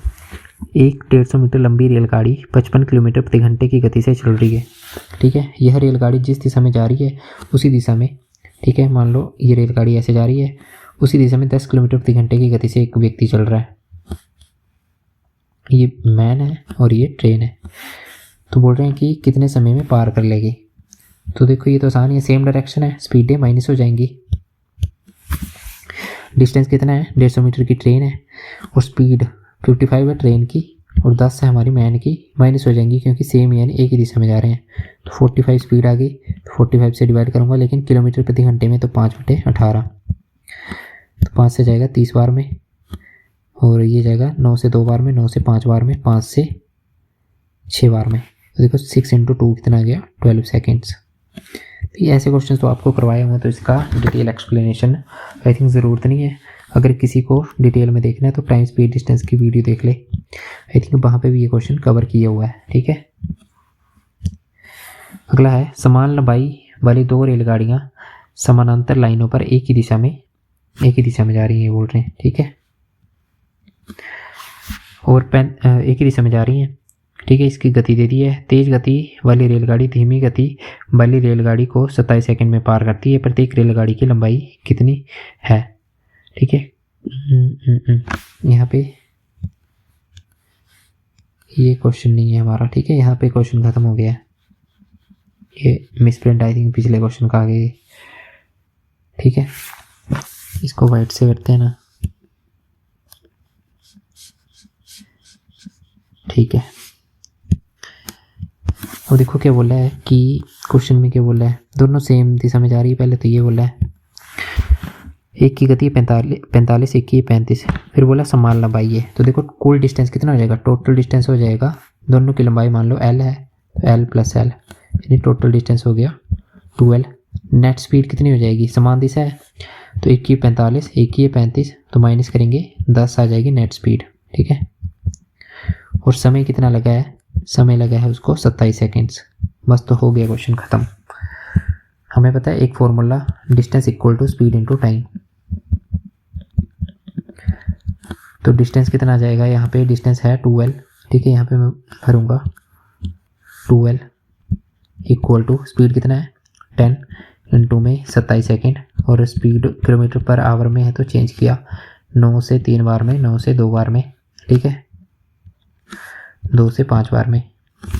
फिर आगे 5 से 15, 15 बजे 75, 2l आ गया हमारा 75। l की वैल्यू आ जाएगी 75/2, यानी एक ट्रेन की लंबाई आएगी 75/2 मीटर। अब आप बोलोगे कि ऑप्शन तो है ही नहीं, गलत कर दिया क्वेश्चन। क्वेश्चन हमारा ठीक है, 75/2 ही आएगा, लेकिन एक्चुअली ये क्वेश्चन एग्जाम में गलत था। ठीक है, तो क्वेश्चन क्या होना था, हमारा क्वेश्चन होना था कि जो हमारी समान दिशा है ना उसको चेंज करना था। हमने चेंज नहीं करना था, मतलब वो क्वेश्चन गलत टाइप हुआ था। ठीक है, HPPSC से। तो समान दिशा की जगह होना था विपरीत दिशा। तो विपरीत दिशा में अगर आप करोगे तो आपको आंसर राइट मिल जाएगा। ठीक है, कैसे करेंगे,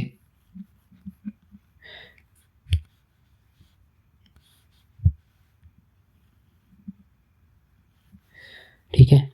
देखो स्पीड क्या हो जाएगी विपरीत दिशा में, ऐड 45 + 35 यानी 80।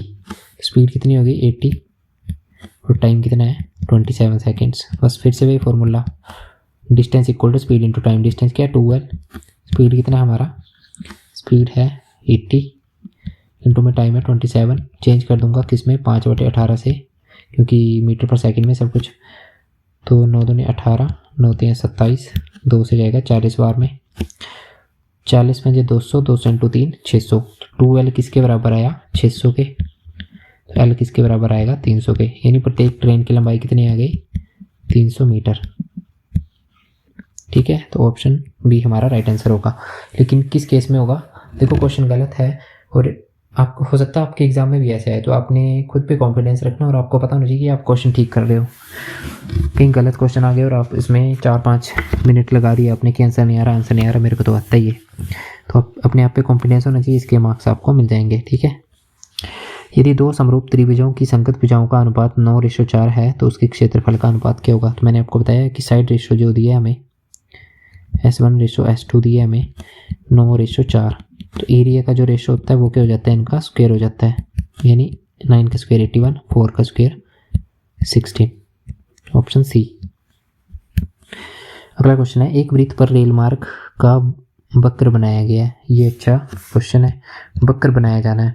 ठीक है, यदि 40 मीटर की दूरी में ट्रैक की दिशा 25 डिग्री बदलनी है तो किस त्रिज्या का उपयोग किया जाना चाहिए। देखो मान लो किस तरह से ये क्वेश्चन, ऐसे ट्रैक है हमारा, ठीक है, और ये बोल रहे हैं कि इसकी दूरी चेंज करनी 40 मीटर, यानी ये ट्रैक हमें कर्व बनाना है, ऐसे ऐसे करके कर्व बनाना है हमें। ठीक है, ये मान लो 40 मीटर की दूरी है हमारी, और बोल रहे हैं यहाँ पे रेडियस, यानी ये चीज़ हमारी क्या होगी, सेम होगी। ठीक है, ये चीज़ सेम होगी। अब ये बन रहा है हमारा एक सेक्टर। ठीक है, तो सेक्टर मैंने आपको मेंसुरेशन की वीडियो में, मतलब अभी मेंसुरेशन की वीडियो आएगी ना इसके बाद, ठीक है, आज ही आएगी, कल आपकी मेंसुरेशन की वीडियो आएगी, तो इस वीडियो के बाद उसमें आपको अच्छे से डिटेल में कवर है, उसका कॉन्सेप्ट इसमें लगेगा। ठीक है, तो 40 मीटर की दूरी में ट्रैक की दिशा हमने चेंज की है, और एंगल जो बना है वो कितना बना है, 25 डिग्री का बना है। तो इसकी त्रिज्या यानी ये आर है और ये भी आर है। ठीक है, तो हमसे पूछे कि त्रिज्या क्या होगी, तो देखो ये हो गया हमारा डायग्राम, और मैं यहाँ पे लिख देता हूँ, इसको बोलते हैं हम लेंथ ऑफ आर्क। ये आर्क ओनली एक तरह की, ठीक है, कर्व। तो लेंथ आ गई हमारी 40, थीटा आ गया हमारा 25, और आर हमें निकालना है। बस हमारा क्वेश्चन हो गया। कैसे, आपने लगाना है फॉर्मूला किसका, लेंथ ऑफ आर्क का क्या होता है, थीटा अपॉन 360 डिग्री इंटू में 2 पाई आर।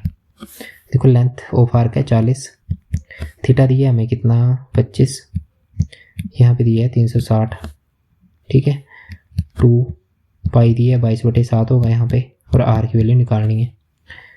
तो देखो इसको काटते हैं, ये आ जाएगा 80, इसको काटते हैं 11, ये आ जाएगा 90, इसको काटते हैं ये 5, ये आ जाएगा 18, इसको काटते हैं ये जाएगा 8, ठीक है। तो कितना बचा हमारे पास, एक बचा 11, आर नीचे बचा 18 × 7 × ऊपर आ जाएगा 8। तो हमारे पास बचा 11 = 8 = 11r/18 × 7। तो यहाँ से आर की वैल्यू क्या आ जाएगी, 18 × 7 126 इंटू में 8 और बटे में 11, ठीक है। ये 11 भी आ जाएगा, कितना आएगा 8 6 48, 8 2 16 और 4 20, 8 1 8 2 10। तो 11 से काटेंगे, 9 बार में गया 99, एक बचा 11 कम 11। ऑप्शन चेक करते हैं, देखो ज़्यादा कैलकुलेशन की ज़रूरत नहीं, ऑप्शन चेक करना है, ठीक है। एक ऑप्शन है 91 वाला, वही राइट आंसर होगा हमारा, ठीक है। तो 91 आगे भी कर लेते हैं, 18 बना था, 7 बचा, 0 लगा, 11 6 66, फिर बचा 4, तो 0 4 ही बचा ना, ठीक है। तो फिर बनेगा 4 बचा 11 3 33, तो देखो अप्रोक्स में आएगा 91.63, तो राइट आंसर हो जाएगा हमारा 91.64। इस तरह से ये क्वेश्चन होना था, ठीक है। तो इसका कंसेप्ट जो आपको मिल जाएगा मेंसुरेशन की प्रैक्टिस वीडियो में, ठीक है। इसके क्वेश्चंस भी हैं और साथ में एक साइकिल सवार 24 किलोमीटर 16 किलोमीटर प्रति घंटे की गति से तथा आगे 36 किलोमीटर 15 किलोमीटर प्रति घंटे की गति से चलता है, यात्रा के दौरान उसकी औसत गति क्या है। तो देखो पहले ये कौन सा केस है, डिस्टेंस दिया है हमें, ठीक है। डिस्टेंस दिया है कितना 24 और स्पीड दिया है कितना 16। दूसरा केस है कि डिस्टेंस दिया है हमें 36 और स्पीड दिया है 15। हमें पता है जब भी दूरी समान नहीं होती है कौन सा फॉर्मूला लगता है हमारा, total distance upon total time. Total distance तो हमें मिल गया 24 और 36 कितना हो जाएगा 60, ठीक है। हमें चाहिए टोटल टाइम, तो टाइम कैसे निकलता है, डिस्टेंस अपॉन स्पीड, तो 24/16 प्लस और यहाँ पे आ जाएगा 36/15, ठीक है। तो इसको कैंसिल कर सकते हैं या फिर ठीक है कैंसिल कर देते हैं, 4 से 6 बार में, 4 से 4 बार में, 2 से 3 बार में, 2 से 2 बार में, 3/2 ये जाएगा, 3 से 12 बार में, 3 से 5 बार में, ठीक है। तो टाइम क्या आ रहा है, यहाँ पे आ रहा है 3/2, टाइम आ गया 3/2 और यहाँ पे आ गया 12/5, यहाँ पे आया टाइम 12/5। अब कुछ नहीं करेंगे, अब कर देंगे इनको ऐड। नीचे कहता है टोटल टाइम, यानी दोनों का सम लिख देंगे, 3/2 प्लस 12/5। कैलकुलेशन थोड़ी लंबी है, ठीक है। तो नीचे बन जाएगा 10, यहीं पे करते हैं इसको, ऊपर है 60, यहाँ पे नीचे बनेगा 10 और यहाँ पे बन जाएगा कितना 5 से 15 और 2 से 24।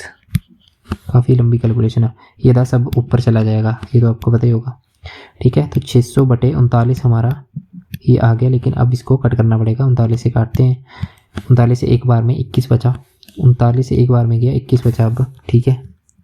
वो ऑप्शन चेक करता हूँ, सभी में मैक्सिमम 5 है, तो 5 से मैं चेक करता हूँ एक बार, ठीक है। 39 से 5 बार जाऊँगा तो कितना बनेगा, 30 पंजे 150, 9 पंजे 45 और मेरे पास कितना है 210, ठीक है। तो 5 से जाएगा ये, 5 से गया, कितना बचा 195 है ना, तो 15 बचा, 150 बचा।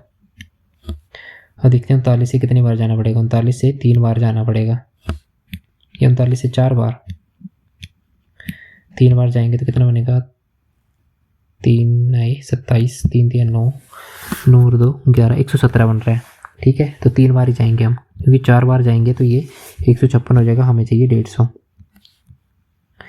तो देखो इसको 3 से गए 15.3 आ रहा है हमारा, 15.3 आ रहा, तो एक ही ऑप्शन हमारा बी ऑप्शन 15.3 वाला 15.38,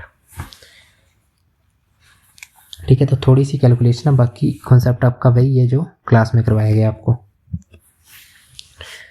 एक दुकानदार ने 5940 रुपये में 27 टेबल खरीदी और उन्हें 5 टेबल के विक्रय मूल्य के बराबर लाभ पर बेच दिया, तो उसका लाभ प्रतिशत क्या है। देखो जब भी लाभ प्रतिशत पूछेंगे, लाभ प्रतिशत पूछेंगे तो इस वैल्यू को नहीं देखना है आपने, ये आपको फिर से भ्रमित करने के लिए दी है। 27 टेबल खरीदी और 5 टेबल के बिक्री मूल्य, कितना प्रॉफिट हुआ 5 का, और इसका सीपी कितना था 27 - 5 22। तो 5/, ये क्वेश्चन अभी अभी हमने मॉक में भी किया इस तरह का। तो 5/22 और इसका परसेंटेज निकालेंगे तो इंटू 100, तो यहाँ पे आएगा 11, यहाँ पे आएगा 50। तो कितना बन गया 250/11। 11 से जाएंगे 2 बार में, फिर 3 बचा 30, 11 से जाएंगे 2 बार में 8 बचा, 8/11। राइट आंसर हमारा ऑप्शन नंबर सी आ जाएगा। ठीक है, 22 8/11। बाकी देखो इसको कैसे करते हैं, और ये तो मैंने डायरेक्ट बता दिया आपको कि इनका डिफरेंस लेते हैं जब भी एसपी किसी का सेलिंग प्राइस हमें प्रॉफिट होता है। देखो इसका मतलब क्या है कि 27 टेबल खरीदी तो बेची कितनी होगी उसने, 27 ही बेची होंगी। 27 का एसपी - 27 का सीपी किसके बराबर होगा, कितना 5 टेबल के बिक्री मूल्य, इस इतना उसको प्रॉफिट हुआ है। ऐसे निकालते हैं ना, selling price minus cost price, क्या होता है हमारा प्रॉफिट। तो ये हमारा प्रॉफिट आ गया। और देखो 27 उस साइड जाएगा प्लस का हो गया, और 5 इस साइड आएगा तो 27 - 5 एसपी। तो 27 सीपी हो गया हमारा 22 एसपी। तो देखो सीपी यहाँ से 22 आ गया, एसपी 27 आ गया। तो सीपी आ गया 22, एसपी आ गया 27, 5 का प्रॉफिट 22 पे, तो हमने निकाली कितना 22 से ही 8/11। अगला क्वेश्चन है, एक वस्तु का मूल्य 30% बढ़ा दिया जाता है और फिर 10% की 2 क्रमिक छूट दी जाती है। ठीक है, तो करते हैं इसको। इसको हमने 30% बढ़ा दिया यानी 13/10 कर दिया। उसके बाद 10% की 2 छूट यानी 9/10, 9/10 कर दिया। ठीक है, फिर से सीरीज मेथड। मैंने मान लिया कि 100 है उसका क्रय मूल्य, 1 0 से 1, 1 0 से 1, तो 81 × 13 कितना होगा, 13 × 13 13 8 104 और 1 105। ठीक है, तो 105 यानी 1053, नीचे है 10। इतने में उसने बेचा है, 105.3 में, 100 में खरीदा उसने और 105.3 में बेचा। कितना फ़ायदा हुआ उसको, देखो 5.3 का। Option C right answer. ठीक है, ऑप्शन सी क्या आ गया हमारा राइट आंसर आ गया। इस तरह से कर सकते थे। बाकी दूसरा मेथड है इसको, ये मैंने सीरीज मेथड लगाया। दूसरा मेथड है, दूसरा मेथड क्या होगा इसका, दूसरा होगा कि मैंने मान लिया कि 100 है उसका क्रय मूल्य, उसने बढ़ा दिया 30 से तो 130 हो गया। अब उसने 10% की छूट दी, -10% की छूट दी, तो 130 का 10% होता है 13। 130 पे 10 की छूट दी 117, फिर 117 पे भी 10 की छूट देंगे। ठीक है, तो यानी 117 का 10% होता है 11.7, तो 117 से 11 गए 106 और 0.7 गए 105.3। देखो 100 से 105.3 में कितना फ़ायदा हुआ, 5.3 का। तो राइट आंसर क्या आ जाएगा 5.3%। अगला क्वेश्चन है, एक शंकु के आधार की त्रिज्या 2 गुनी कर दी जाए। ठीक है, ऐसे क्वेश्चन में जहाँ पे बोले 2 गुनी कर दे, 3 गुनी कर दे, कुछ भी कर दे, सबसे पहले आपने जो बोला ना वो मान लेना है। रेडियस हाइट, मैंने मान लिया शंकु की रेडियस है, शंकु की रेडियस है 1, हाइट भी है 1, इसको लिखूंगा मैं ओल्ड, यहाँ पे लिखूंगा न्यू। उसके बाद बोला कि त्रिज्या 2 गुनी कर दी, यानी 1 थी 2 गुनी कर दी यानी डबल कर दी यानी 2 हो गई। ऊंचाई जो अपरिवर्तित यानी अनचेंज्ड, यानी कुछ नहीं किया, एक ही रहनी थी। तो नए शंकु तथा मूल शंकु का आयतन क्या है, तो यहाँ पे लिखूंगा नया न्यू, यहाँ पे लिखूंगा ओल्ड। देखो न्यू का क्या होगा हमारा 1/3 पाई आर। अब देखो यहाँ पे आपने कभी भी 2 सेम फिगर्स 3D फिगर्स हमारी, ठीक है, ये होता है हमारा फॉर्मूला। नीचे वैसे आएगा 1/3 पाई आर स्क्वायर एच, तो ये चीज़ें कैंसिल हो जाती हैं। तो ये आपने लिखनी, जो डायमेंशन है वही लिखने हैं। तो देखो न्यू का रेडियस क्या है हमारा 2 और आर स्क्वायर एच यानी 2 बार मल्टीप्लाई होगा। ठीक है,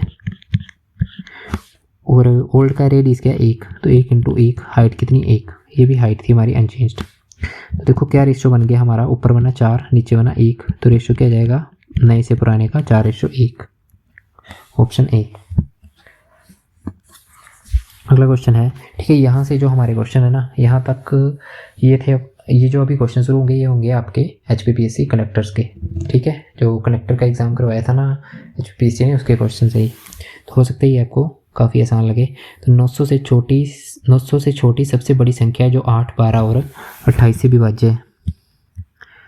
देखो आपने क्या करना है, सबसे पहले बोला 8, 12, 28। 8 से चेक करना आपने, 8 से ये नहीं हो रही मल्टीप्लाई, डिवाइड नहीं हो रही, मतलब अब बची 3 संख्याएं। अब बोलिए इन्होंने सबसे ग्रेटेस्ट नंबर पूछा है 900 से छोटा, तो ग्रेटेस्ट नंबर कौन सा है 840। इसको उठा लेना है और आपने डिवाइड करके देख लेना है, ठीक है। देखो ये किससे हो रहा है, 40 है, 8 से तो हो गई, ठीक है 840 है, 8 से दिख रहा है हमें, 12 से, 3 से होना चाहिए, 4 से भी हो रहा है। देखो कैसे ना, 12 है, 12 को लिखते हैं 4 × 3, तो 4 से तो हो रहा है, अंतिम के 2 अंक 4 से हो रहे हैं, 3 से चेक करना है, तो 8, 4, 12, 3 से भी हो रहा है। बचा कौन, 28, 28 को लिखते हैं 7 × 4, 4 यानी देखो 4 से तो हो रहा है, 40 लास्ट में, 7 से चेक करना है। तो बस हो गया आपका क्वेश्चन। 7 × 1 7, 1 बचा, 7 दूनी 14, 0, यानी पूरा डिवाइड हो गया ना। तो यही संख्या होगी हमारी जो पूरी तरह से डिवाइड होगी इन सभी संख्याओं से, 12 से, 8 से, 28 से।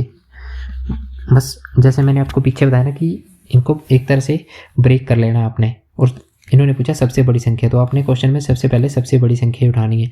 पहले ऑप्शन एलिमिनेशन किया आपने, ठीक है, इसको एलिमिनेट किया, उसके बाद आपने सबसे बड़ी संख्या उठाई 840, उसको देखा कि डिवाइड हो रही है नहीं हो रही है, तो वही आपका राइट आंसर हो जाएगा, ठीक है। बाकी एलसीएम से भी कर सकते हो आप, लेकिन आई थिंक अगर ऐसे करोगे तो जल्दी कर पाओगे। अगला है pitch of the following fraction is smallest, ठीक है। तो 6/11, 19/36, 13/18 और 3/4। देखो यहाँ पे 6/11 5 और इसका गैप कितना 5, ठीक है, कितना है 5, 5 का गैप है। तो इनमें जो भिन्न सबसे बड़ा होगा, सबसे छोटा पूछा, तो जो जिसका न्यूमरेटर सबसे छोटा होगा वही छोटी होगी। तो ये तो छोटी नहीं होगी, ठीक है, ये तो होगी नहीं, एलिमिनेट होगी, सबसे छोटी ये नहीं होगी। अब बची 3, ठीक है, 3 बची। अब इसको डेसिमल से कर सकते हो आप या किसी मेथड से कर सकते हो, आपको बताया। तो मैं यहाँ पे इस मेथड को ज़्यादा प्रेफरेबल मानता हूँ। तो देखो ये आएगा 7.5, ये आएगा 5.5, ठीक है, 1 सेकेंड, हाँ, और 36 से जाएगा तो ये जाएगा 5, और कितना बचा फिर, 5 के बाद बचा 4, 10 बचा ना, 36 दूने 72। तो देखो ये आ रही है हमारी ऑप्शन बी 19/36, क्योंकि 5.5 और ये कितना 5.2, तो ये तो छोटा है, तो सबसे छोटे पूछा था हमसे, यानी 19/36, ठीक है। अगला क्वेश्चन है, एक मोटरसाइकिल 600 किलोमीटर की यात्रा में साइकिल से 20 किलोमीटर प्रति घंटे अधिक तेज चलता है। साइकिल को मोटरसाइकिल से 15 घंटे अधिक लगते हैं, तो मोटरसाइकिल की गति क्या है। देखो ये मैंने आपको क्वेश्चन बताया है, कैसे बताया, देखो ये आ गया हमारा टाइम, ये आ गया डिस्टेंस, एक आ गया स्पीड, ठीक है। कैसे बताया, देखो मैं फॉर्मूला लिखता हूँ, फिर आपको ये शायद याद आ जाए। d = x y इंटू में t, ठीक है। ऐसे कर सकते हो, रेशो से कर सकते हो, मैं आपको रेशो से बताता हूँ। फिर ये आ गया हमारा टी। अब देखो कितने घंटे अधिक लग रहे हैं, 15, तो टी की वैल्यू कितनी आ गई 15। साइकिल से 20 किलोमीटर प्रति घंटे अधिक है मोटरसाइकिल की चाल, ठीक है। मान लो मोटरसाइकिल की चाल है हमारी, मोटरसाइकिल की चाल नहीं, साइकिल की चाल मानते हैं हम। साइकिल की चाल है मान लो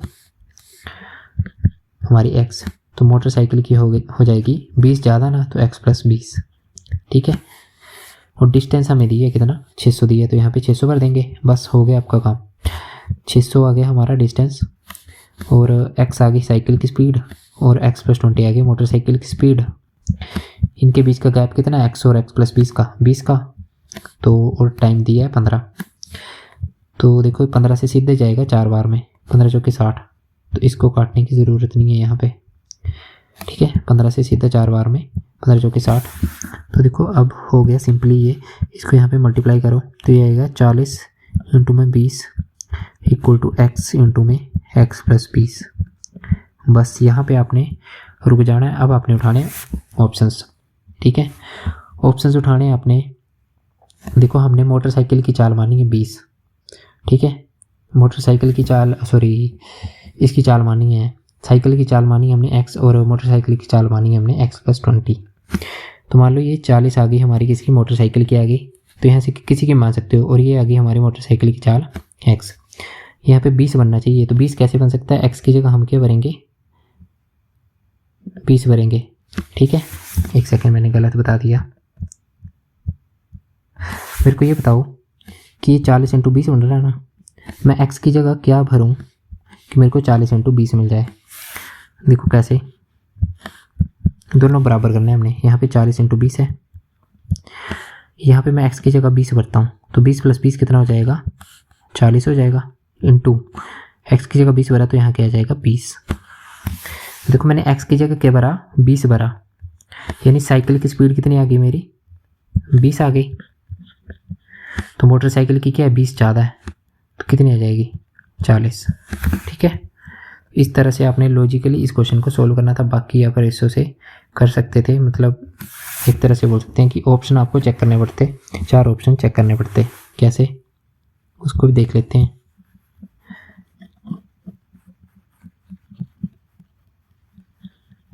देखो इन्होंने बोला था कि 600 किलोमीटर की यात्रा है। ठीक है, साइकिल भी उतना चल रही है, मोटरसाइकिल भी उतना चल रही है। डिस्टेंस क्या हो गया, कांस्टेंट हो गया, तो स्पीड का रेशो और टाइम का रेशो उल्टा हो जाएगा। तो इन्होंने बोला कि 15 घंटे अधिक लगते हैं। मैंने ऑप्शन से उठाया कि मोटरसाइकिल की स्पीड है 40 और साइकिल की स्पीड जो है 20 कम है इससे, मोटरसाइकिल से, तो इसके आगे 20। यहाँ से मैंने टाइम का रेशो निकाल लिया, उल्टा हो जाता है 20 और 40। देखो कितना आ गया, 1:2।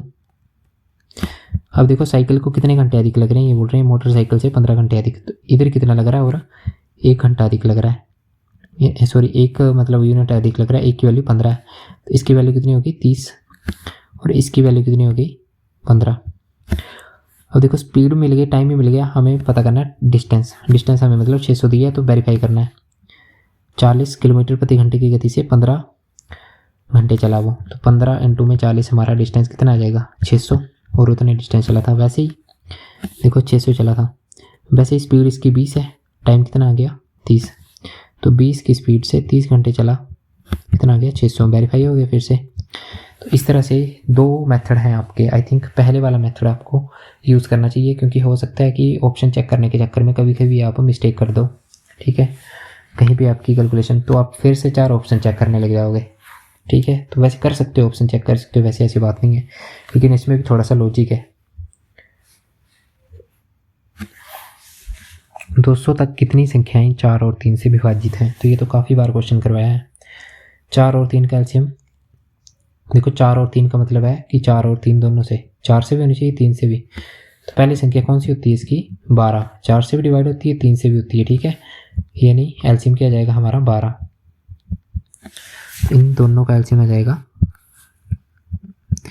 एलसीएम आगे 4 और 3 का 12। बस अब जो संख्या रही है उसको डिवाइड कर दो 12 से, 12 कम 12, 8 बचे, 12 सिक्के 72। फिर आएगा पॉइंट, पॉइंट वाली वैल्यू निगलेक्ट करनी है, वही पॉइंट के पीछे वाली वैल्यू आपका राइट आंसर होगी, यानी 16। यदि एक टैंक के 1/3 भाग में 45 लीटर है, बोल रहे हैं 1/3 भाग में, यानी 1/3 की वैल्यू दी है हमें कितनी, 45। तो बोल रहे टैंक के आधे भाग में पानी की कितनी मात्रा है, 1/3 में 45 है, तो 1 में यानी पूरे टैंक में कितनी होगी, 45 × 3 यानी 135। पूरे टैंक की कितनी आ गई, 135। तो बोल रहे हैं आधे भाग में, तो 135 पूरे टैंक की है, तो आधा कर देंगे, यानी 2 से डिवाइड कर देंगे। 2 6 12, 1 बचा, 2 7 14, 2 5 10, 67.5 लीटर, option B right answer. Mohanlal Shimla से मंडी तक की अपनी आधी यात्रा 12 किलोमीटर प्रति घंटे की गति से तथा शेष आधी यात्रा 36 किलोमीटर प्रति घंटे की गति से तय करता है।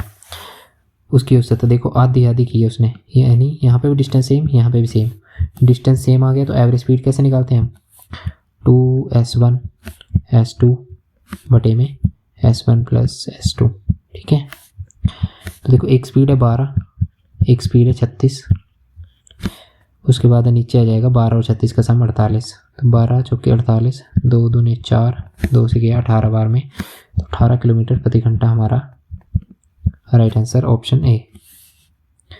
बाकी दूसरा मेथड हमारा जो मैंने आपको बताया है 12 और 36, इसका ले लेंगे एलसीएम, कितना आ गया 36, एक स्पीड 2 स्पीड, टोटल डिस्टेंस हो जाएगा 36 × 2 यानी 72।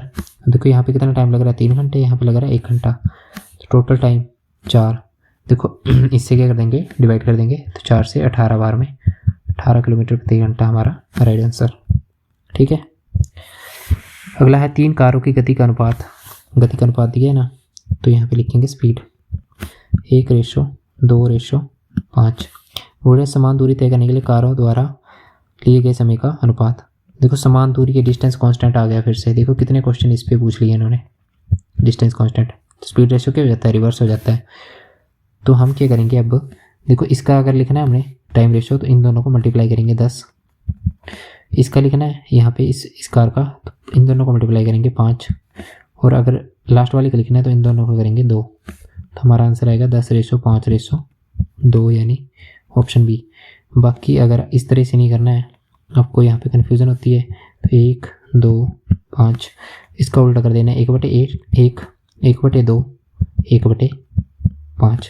अब इनके एलसीएम से मल्टीप्लाई कर दो। इनका एलसीएम कितना 10 से मल्टीप्लाई कर दो तो यहाँ पे क्या आएगा 10 यहाँ मल्टीप्लाई किया तो 10/2, 5 आ जाएगा, दूसरे में 5, 10 से वहाँ की तो 10/5, 2, तो यहाँ जाएगा 2। ठीक है, अगला क्वेश्चन है the area of rectangle having length 24 centimetre, breadth 21 centimetre. तो देखो लेंथ इंटू में ब्रेथ, एरिया पूछा तो लेंथ इंटू में ब्रेथ, यानी 24 इंटू में 21, 24 एकम 24, 24 दूनी 48 और 2 50, 504 मीटर स्क्वायर, यानी सेंटीमीटर स्क्वायर कौन सा होगा, ऑप्शन सी 504 सेंटीमीटर स्क्वायर।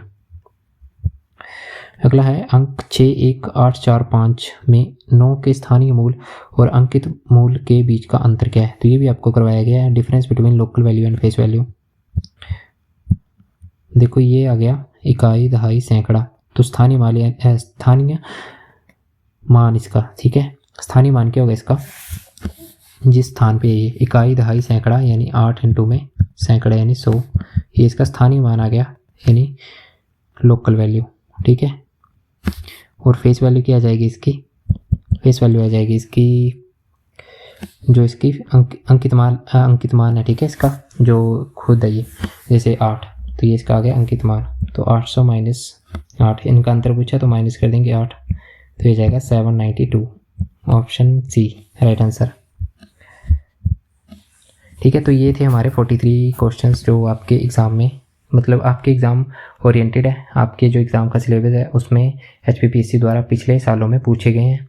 तो इससे आप लगा सकते हो पता कि आपकी तैयारी कैसी है, या फिर किस तरह से मैथ का लेवल HPPSC पूछता है। इसमें अच्छे लेवल के एग्ज़ाम के क्वेश्चन भी हैं। ठीक है, तो ये नहीं सोचना है कि, वैसे मैं आपको बता दूँ कि एग्ज़ाम में क्वेश्चन कैसे आते हैं। ठीक है, 15 क्वेश्चन आपके ऐसे होंगे। ठीक है, 15, ये भी मैं आई थिंक कम बता रहा हूँ आपके एग्ज़ाम को लेकर कि 15 क्वेश्चन आपके इजी होते हैं, मतलब बेसिक से क्वेश्चन होते हैं।